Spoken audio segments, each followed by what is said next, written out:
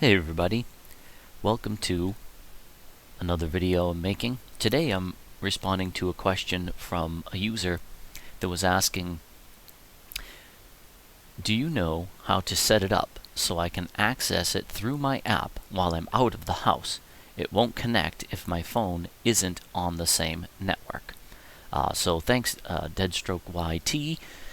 This question was asked on my video about how to set up the Mono X and the Wi-Fi app.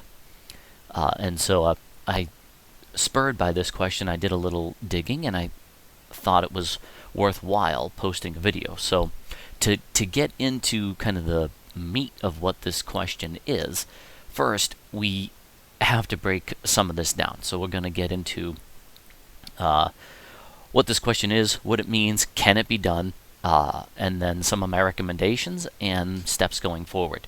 This is probably going to be a pretty long video, so I'm going to try to move quickly, but I'm going to try to make this as informative and as interesting as possible. If you aren't a super technical person, I think this will be pretty understandable as to what's going on and why, and then I'll be able to give you a couple options. So let's jump right in. So to first understand what's going on, I think we need to kind of break it down like this. The setup currently, if you have your Mono X set up in your house, it's going to look something like this. Here's your Mono X. Here's your Wi-Fi access point. Here's your phone running the Anycubic software on it. Now, your phone is talking to your access point in the house. The Mono X also talking to your access point in the house. Your access point is talking to the internet. Most likely, and that's the current situation, right? So this works because of this communication here, and what you probably don't realize is that there's some type of functionality that looks like this. We'll get into this part in a second. But in any event, your Mono X has an IP address. You can see that by going into the information panel. I'll put up a quick screen so you can see how that's done.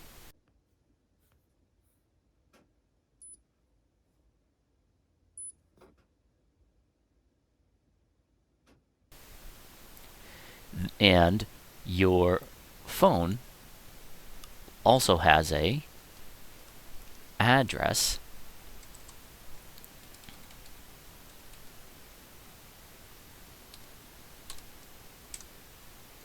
all on the same internal network. Now, what's 192.168.1.54, 53, whatever?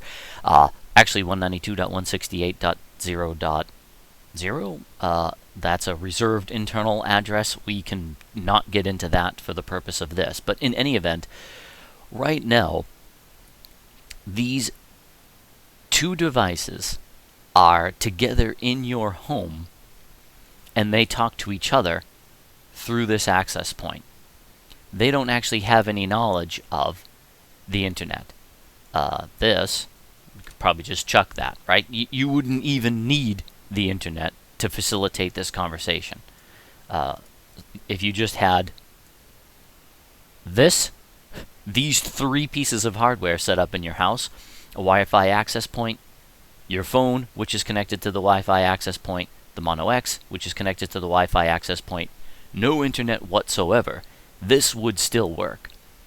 And so that's the interesting question that the user is asking. How come when I grab my phone and I take it out of this loop, it's now outside of here?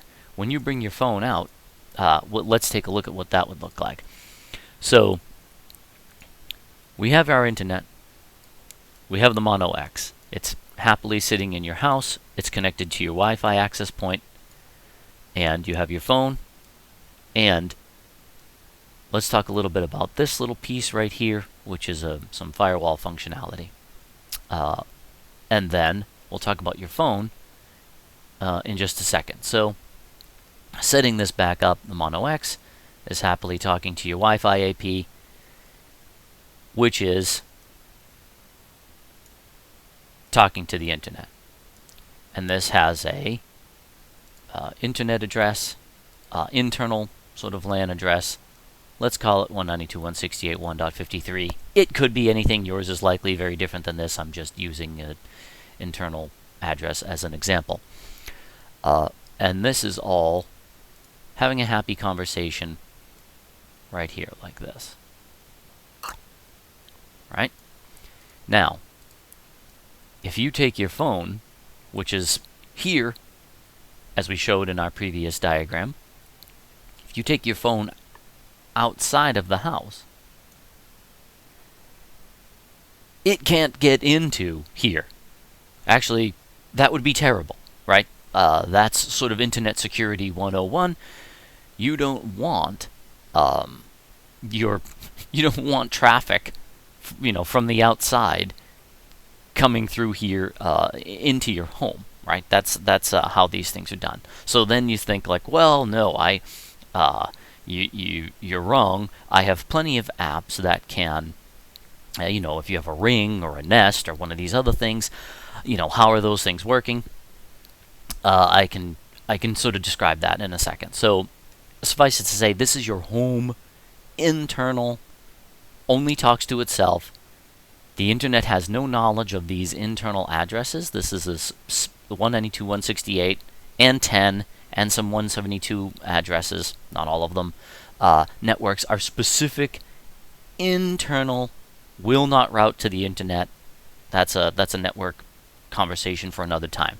But suffices to say, these devices can only talk internally. When you bring your phone out here, out of your home, this IP address that it has changes to who knows what, depending on what network you happen to be on, right? If you're on your cellular network, that your address is going to change. If you're in some coffee shop, your address is going to change. And your phone and your Mono X are now on two totally different networks, cannot have a conversation with one another. And that is the start of why these two things don't work, right? Your phone goes here to the internet. It's like, hey, I want to talk to 192.168.1.53. That's configured in your Anycubic app, right? If you look in the mobile app, you've hard coded this IP address. The internet's like, what? I don't know what that is. I can't talk to that address. And then you have a problem. Part of that is that everything that's coming to your house, and this is going to get into some real interesting networking conversations, but depending on how you have your home network set up, you likely purchase a internet subscription from somebody, some carrier, your cable provider, RCN or Xfinity or Verizon or somebody, right? And they give you some equipment.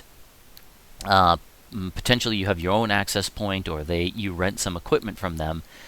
It has an outside address to it, an actual internet routable, address that is on some totally different network. It's probably like 72.54.23.201, something like that.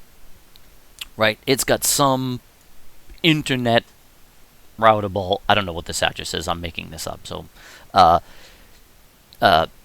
it's got some real internet address assigned to it. All of the traffic in your house comes through this equipment, right? Not the Mono X, for example, but let's say if you have a laptop at your house, that too would get assigned one of your internal addresses. It's going to be something like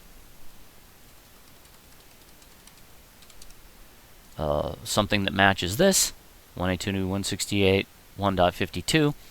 It's going to talk over the Wi-Fi, also to your access point. At that point, these are all talking to one another. If you need to go to, let's say, I don't know, YouTube. When you try from your laptop to go to YouTube, there's a series of things that happens that we are not going to get into exactly how all that goes, but in essence, your laptop makes a request. I want to go to YouTube. There's a whole query that goes out to the internet because the Wi-Fi is like, I don't know what a YouTube is. I'm going to send this out to the internet. Hey, internet, does anybody know what youtube.com is? There's a name resolution that happens that's like, yeah, sure, I know what a YouTube is. It comes back and says, hey, laptop, you better go this way. And it sends the information out like this, boop, boop, boop, and then out to YouTube. Now, if you go on your laptop and go to something like IP Chicken, for example, you're going to say, give me a break now. What's IP Chicken? If you go to something like www.ipchicken, you'll see that your internal address and your external address are not the same thing. That's something called Network Address Translation, NAT. So what happens is it takes this internal address that's specific to home networks when you need to leave, and it's fine, right? All your in your home conversations, and this probably is even happening in your place of work, all of your local conversations, network conversations, in the building, on the floor, in the campus, wherever you happen to be, all of those are happening with internal network addresses. At some point, when you need to have a conversation with something outside of the environment that you're in, and you need to go out to YouTube, Google, the internet, something else, all network traffic, this isn't exclusive to your house, all network traffic, not all, the vast majority of network traffic is going to take a path similar to this. It's going to go up some chain, it's going to get translated to an external address and go out to the internet. Now, that's pretty complex, but that's going to describe. So if you actually wanted to reach something, and this used to happen a lot back in the olden days, and I know some of the internet service providers were not a big fan, but some people would host a website in their house. They'd put a little web server up, and run like HTTP. Wow, that is some pretty terrible writing. HTTP, hopefully yes, because that's important. But you'd run a web server in your home. They'd have to put it behind this firewall, and you need a way to get the internet to pass, devices on the internet to complete a lookup similar to this. So you would have to say, if your phone was trying to reach your Mono X, you can't. I've got to get rid of some of this. Hold on.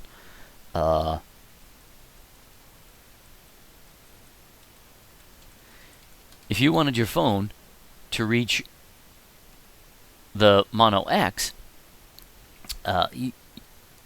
you can't give it this 192.168.1.53, right? We've established that is invisible to the internet. These are specific reserved addresses that the internet will purposefully not. They will purposely ignore. You can look that up another time. And also, it's set up to ignore this traffic. This firewall, I said we'd get into this, so we probably should get into it. This firewall is not necessarily a piece of hardware, right? You're like, wow, I don't have any bricks in my house, and you're right.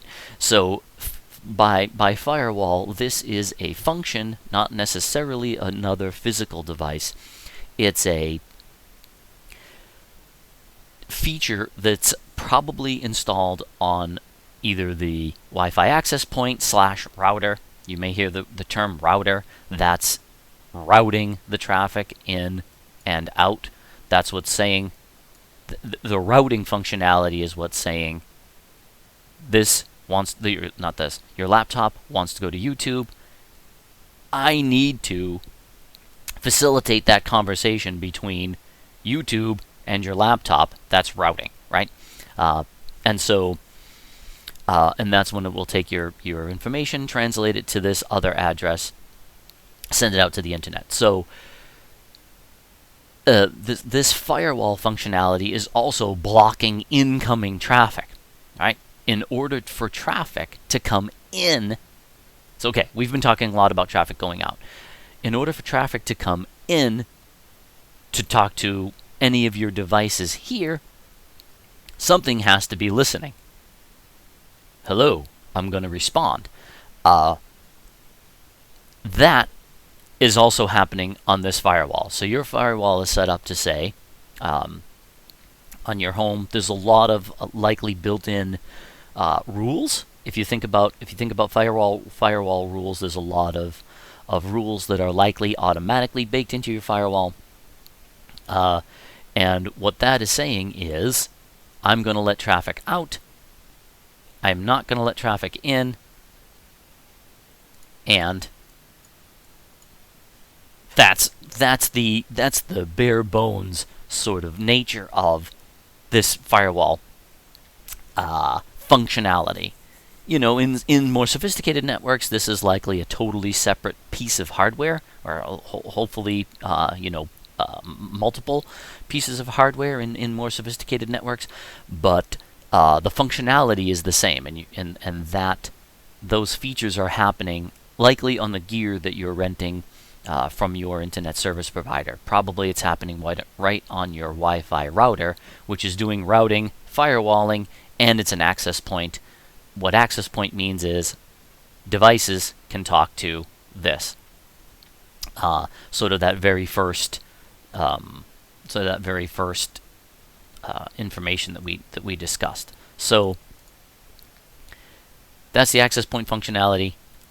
It has routing and firewall, which is facilitating conversations in and out of the internet, and it's stopping traffic from coming in. It's full stop.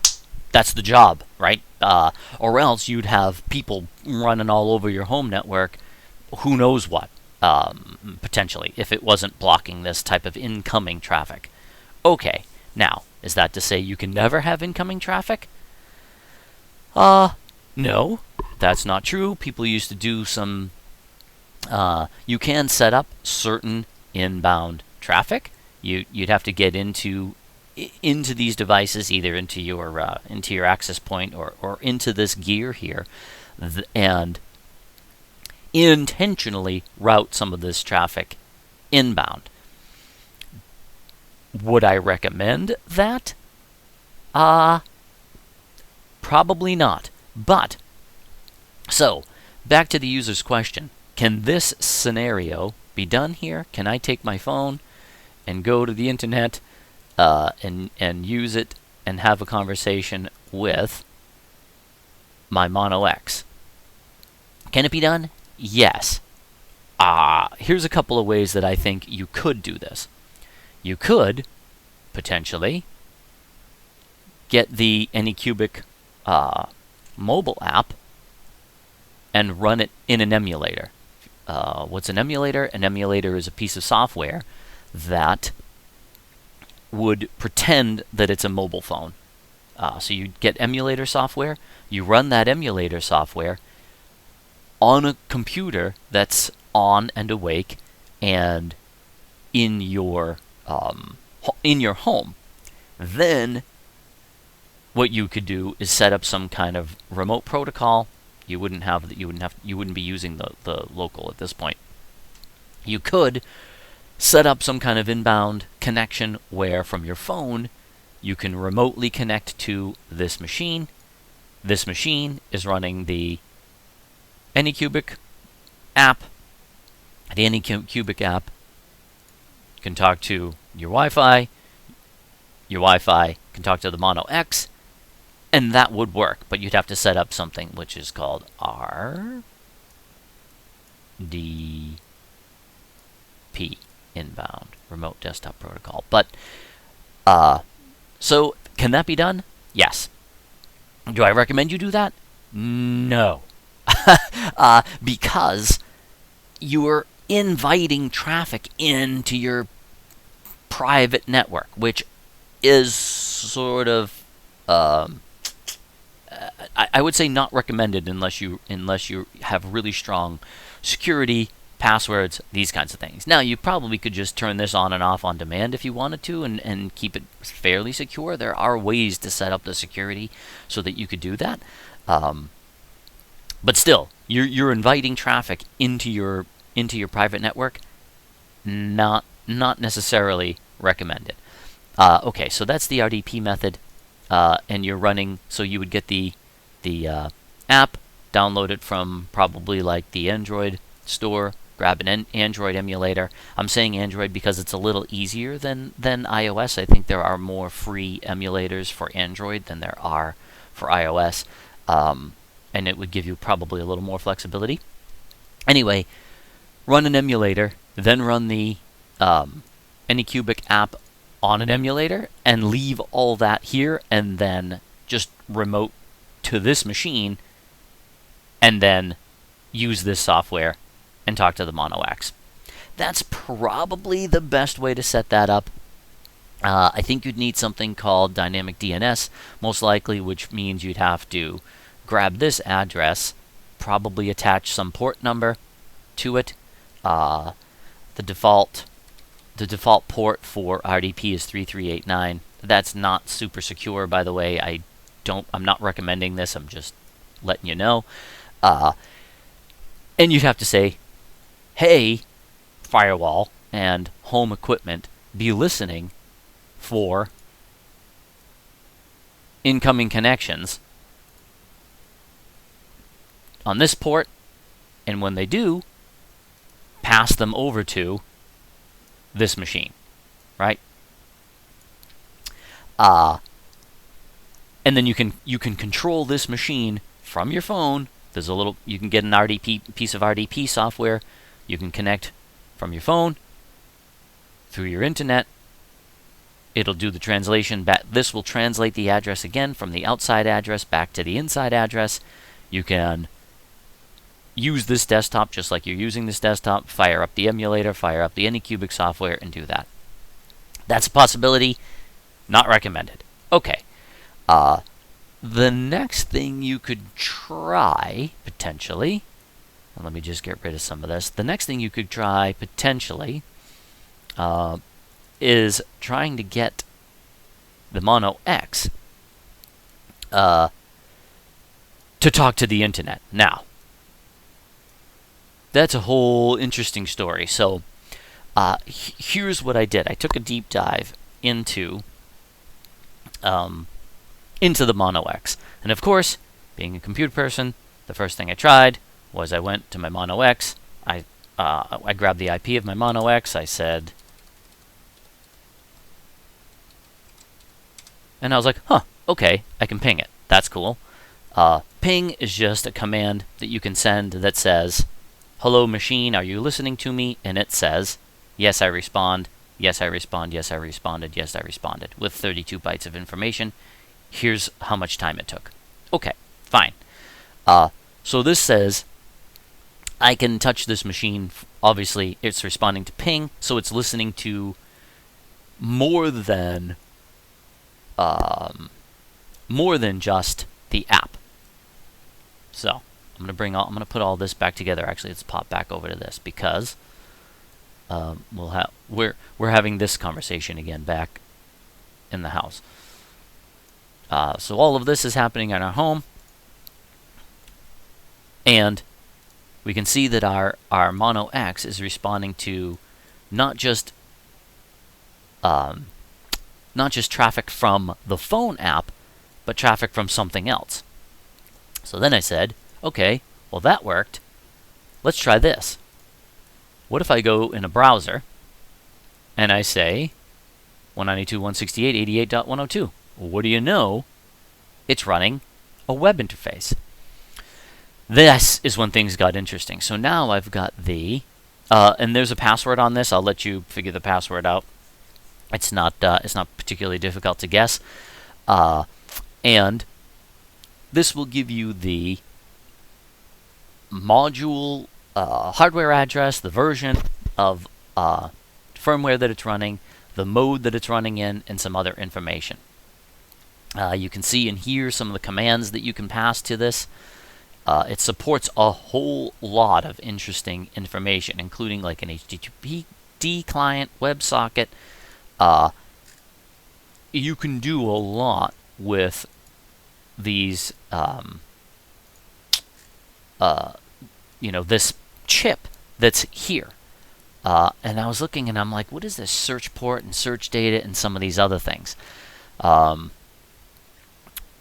So I recommend, if you're interested and you want to poke around in here, by all means, go ahead, but I would be very careful what you do in here, because there's a couple other things. So then I fired up the internet and started poking around at some of the documentation. This is the chip. It's a USR C322. I'll add links to some of these manuals and things if you're really interested. It does support some interesting functions like an HTTPD client, a WebSocket, supports SSL. And now here's the thing though, just because the chip itself supports all of this, and there's some great sort of hardware information that I think people may be interested in. So I'll add these. You can see I'll add this information, so you can dig around into this. There are likely going to be some, much more technically inclined folks than I am that might find this pretty interesting, that can get even more information out of having some of this handy. So right now we're running in station mode, which means just like exactly what I described, right? Your phone is talking to your access point, your Mono X is talking to your access point, and that's it. And there are a lot of other modes that the chip supports. However, just because the Wi-Fi chip supports all of this doesn't mean the Mono X supports all of this yet. And that gets me to, I think, what my recommendation is going to be on all this, which is, I think this is coming soon. If you follow Anycubic, just recently, a couple weeks ago, they announced a couple of new products, including the Mono X Pro, which has Anycubic Cloud-based access. You can remotely set up, control, monitor your printing process in real time. What to expect: an online model library, cloud-based slicing, remote printing, and project management, and much more. How exciting. So that's going to be supported on the Mono X Pro. Now, I think a lot of that is really just firmware. My suspicion is, with a bunch of firmware updates, you can still use this. And I wanted to get into one other thing in networking that I didn't get a chance to talk about. So, how do your cloud apps work, and how is this new Anycubic Cloud going to work? It's going to work like this. You're going to have the Anycubic app. It's going to be on your phone. They, being Anycubic, is going to also have some equipment sitting, in the cloud somewhere. Probably be some kind of server. Do I have any server shapes handy? No. They're going to have a some type of piece of equipment up here that's going to be running their cloud software. And here's what the conversation will look like. We'll start this over so that you can get a sense for this. The conversation will then be something like this, and this is right now. This is only supported on the Mono X Pro that we know about. So I'm just going to change this to. Okay, let's pretend we have a Mono X Pro. I don't know what it's going to look like, but this is how the conversation is going to go. You're going to have your phone on the external network, and it's going to work like this. We'll do it in this cool color here. With the Mono X Pro, the Mono X Pro is going to be configured to talk to your home Wi-Fi, which is going to talk to the firewall, which is going to be configured to talk to the internet, which is going to be configured to talk to Anycubic's cloud service. Your phone app is going to be configured to talk to the Anycubic cloud service. And the Anycubic cloud service is going to handle the conversations that go back to your Mono X Pro and others. That is how things like Nest and Ring and other things work. Now, you can, of course, set up your Ring to just be, on the Wi-Fi only, but if you subscribe to their cloud service, this is really what you're doing. You're putting this cloud service in between this conversation.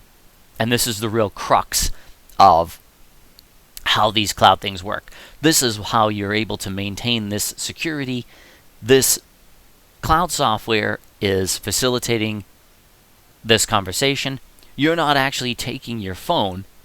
I'm going to have to use another color here.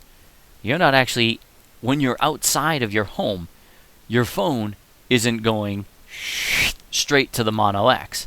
That's not how the internet works. That can't, we've already sort of described that can't happen, right? Your phone is not going to reach and touch this device because of all the reasons we've talked about. IP addressing, firewall, all that stuff. That can't happen. You need this sort of go-between to facilitate this conversation for you. You're talking to the cloud service. Your Mono X is talking to the cloud service. It's handling all of these conversations, translations, everything else. And that is how you're able to communicate. This is what Anycubic's coming up with. They're going to have more of this announcement on June 10th, which is coming up just this week. So I'll probably post this, I guess, as soon as I'm done editing it, because it's pretty exciting. So stay tuned. But this is how the Anycubic Cloud access is going to work. So right now, that's only going to be supported on the Mono X Pro and I think a couple of other printers that are going to support this cloud functionality. Do I think that cloud functionality could eventually come to the Mono X?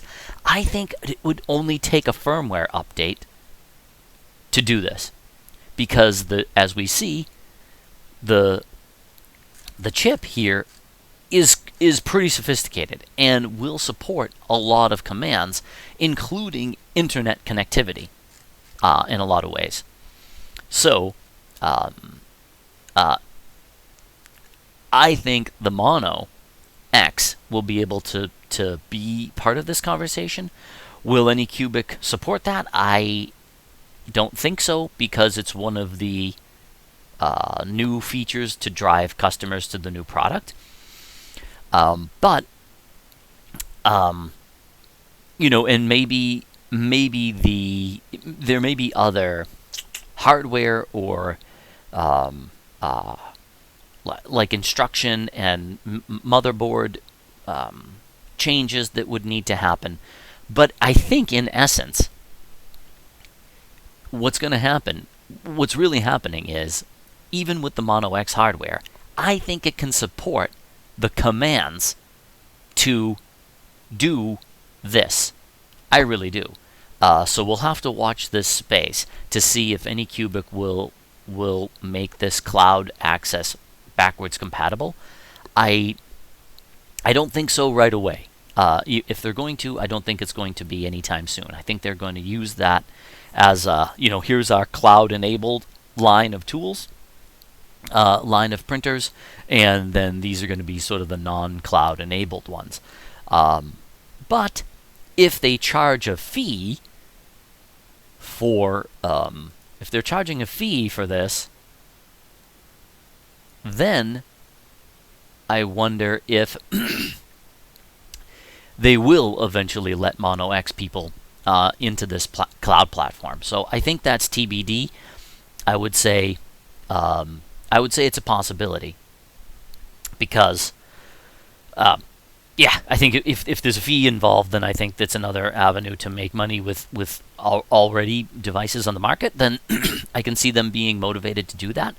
I don't think it's a technical blocker. I think the Mono X, if you have the Wi-Fi set up correctly, and there's a firmware update here to facilitate this cloud conversation, which I don't think is a stretch from what I'm seeing in some of the manuals and things, it certainly can support a pretty wide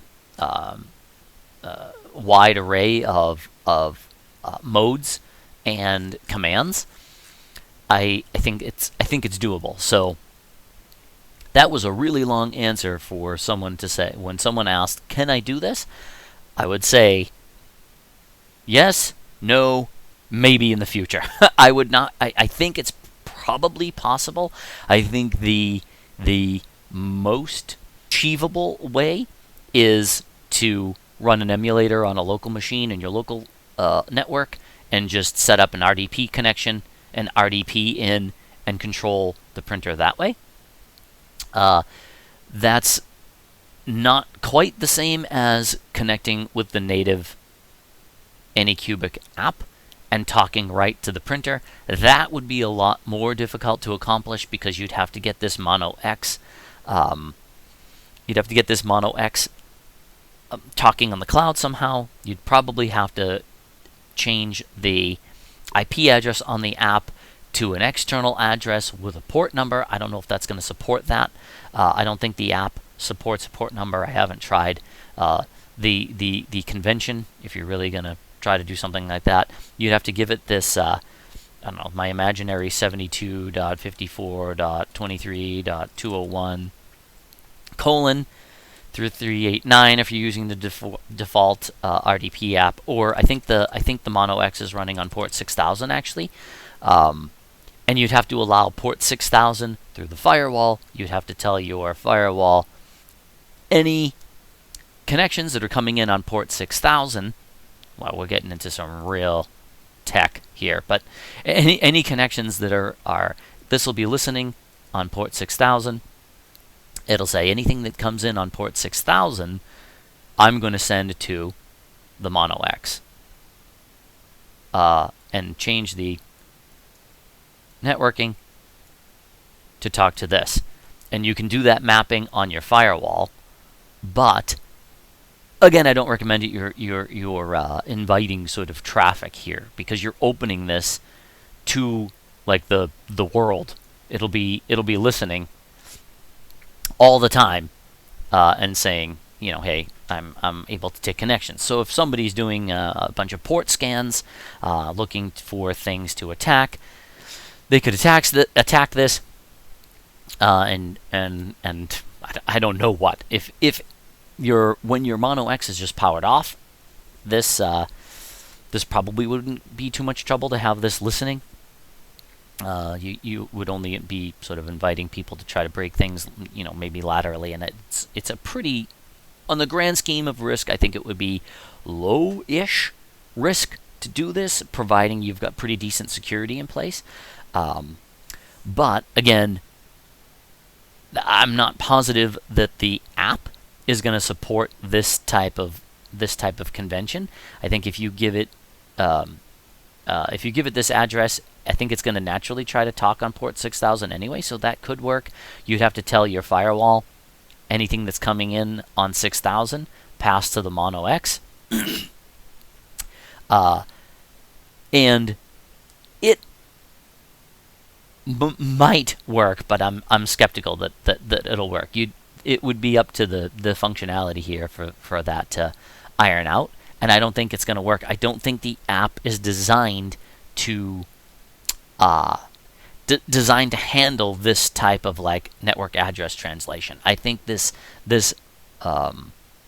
Anycubic app is very literal in its approach. I think it wants to specifically speak specifically with this because of the way it's passing some of these commands.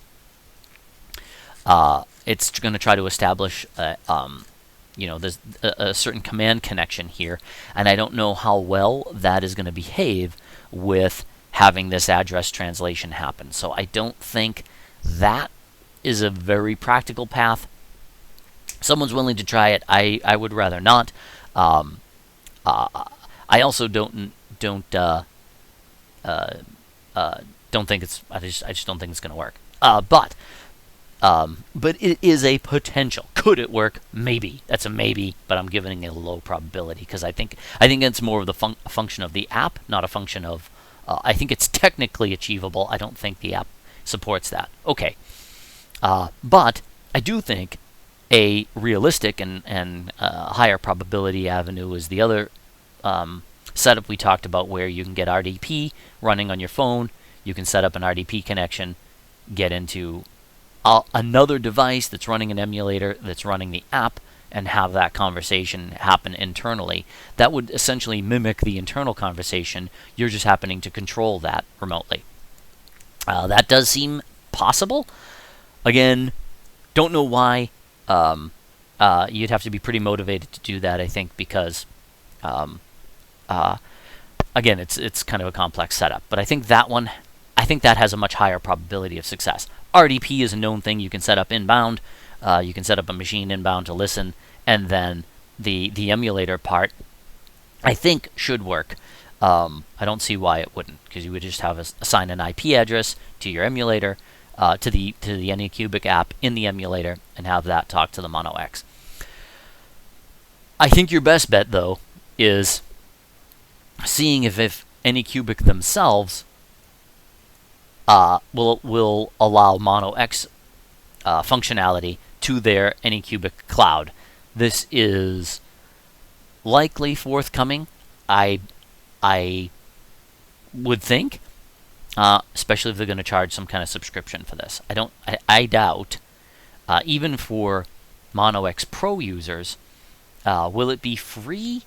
I don't know. I'm going to bet it's going to be freemium. I bet you can do some basic things with the Anycubic, sort of cloud management, and then, and it's interesting, right? Some of the functionality that they're talking about is supported natively in Lychee with like print history and cloud sync of file storage and things like that. Lychee does some of that already. If you have their sort of cloud sync stuff set up. And so it's going to be, and they said cloud slicing and some other things. So that would be pretty interesting to see what the Anycubic cloud functionality is going to be like. That's just my speculation in knowing software and hardware and things, but still interesting stuff to come. So that was hopefully not too confusing for anybody. I think this backstory is critical to understand what's happening and why you can't just grab your phone, go to the internet, and be like, oh, hey, I can't get to my printer from a coffee shop. There's a lot happening sort of behind the scenes that's the why. How to make that happen, we talked about. My recommendations we talked about. And good news, Anycubic's already thinking about this. We'll see this week what they have to say about that. And maybe I'll do a follow-up once there's more information that's available. But anyway, I hope everybody found that helpful. And If anybody else has any more questions that are sort of extra fringe and strange like this, fire away. I'll see if I can get them answered. Thanks for watching.